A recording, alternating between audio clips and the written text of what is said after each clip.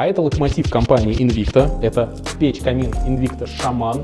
Это легенда, наверное, как западного печного производства, так и российского, потому что она завоевала сердца многих людей, многих потребителей за счет того, что у нас почти 200 килограмм чугуна, это здоровенный теплонакопитель, теплоаккумулятор, гигантская топочная камера и большая дверь. То есть здесь обзор просто нереально большой. Из управления, конечно, здесь все максимально просто. Вторичный дожик без управления, он подается с внешнего корпуса сзади. Опция чистое стекло, которое находится за дверцей, чтобы не было видно регулировки, и подача воздуха на горение.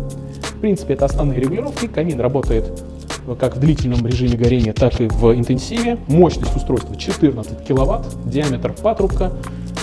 Здесь можно два способа. Если мы дымоход одеваем по дыму, то это 180, если по конденсату, то это 150 мм.